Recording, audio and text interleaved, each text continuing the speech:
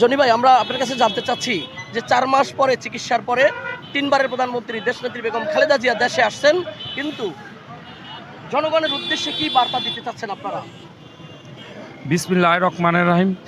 তিনবারের প্রধানমন্ত্রী দেশ নেত্রী বেগম খালেদা জিয়া শুধু বিএনপির তিনি অভিভাবক না, তিনি বাংলাদেশের শ্রমিক, কৃষক এবং আম জনতা সবার অভিভাবক। এবং তিনি এত জনপ্রিয় একজন নেত্রী যে তার মতন নেত্রী বারবার এই পৃথিবীতে আসবে না, তার মতন নেত্রী এই পৃথিবীতে বারবার আসবে না। এবং তিনি আপসী নেত্রী, যেই নেত্রী নাকি তার নিজের সন্তানের জীবনের পরোয়া করে নাই, দলকে এবং বাংলার জনগণকে আগে ভালোবাসছে।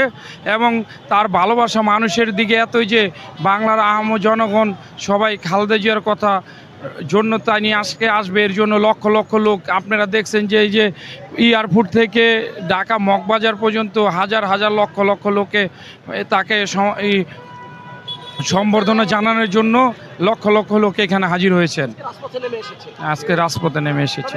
দক্ষিণ কেরানীগঞ্জ থানা বা সুবর্তা যে দক্ষিণ কেরানীগঞ্জ থানাকে নিয়ে আপনার আসলে শ্রমিক দলের পক্ষ থেকে আপনার বলার কি? আমাদের দক্ষিণ কেরানীগঞ্জ থানা শ্রমিক দলের পক্ষ থেকে আমাদের দাদা বাবু গয়েশ্বর চন্দ্র রায় এবং নেত্রী অ্যাডভোকেট নিপুণ রায় চৌধুরী, তার নির্দেশে আমাদের সিনিয়র লিডার শাহিন ভাই এবং সোহেল ভাই, তার নির্দেশে আমরাই যে এখানে আমাদের দেশনেত্রী বেগম খালেদা জিয়াকে সম্বর্ধনা জানানোর জন্য, তিনি যে চিকিৎসার জন্য বাহিরে ছিলেন, ফ্যাসিস্ট সরকার প্রধানমন্ত্রী শেখ হাসিনা যিনি খুনি সরকার ছিলেন দীর্ঘ 17 বছর, যার মাধ্যমে এই দেশের মানুষ খুনের শিকার হয়েছেন এবং আমাদের নেত্রী চিকিৎসাটা পর্যন্ত পান নাই। আমাদের নেত্রী সুচিকিৎসার জন্য বাইরে থেকে যেই ডক্টর ইউনূস এবং বাইরের সরকার যেভাবে তাকে চার্টার বিমান দিয়ে বাইরের চিকিৎসার সুযোগ করে দিয়েছেন, বাংলার জনগণ কখনো এই ঋণ ভুলবে না।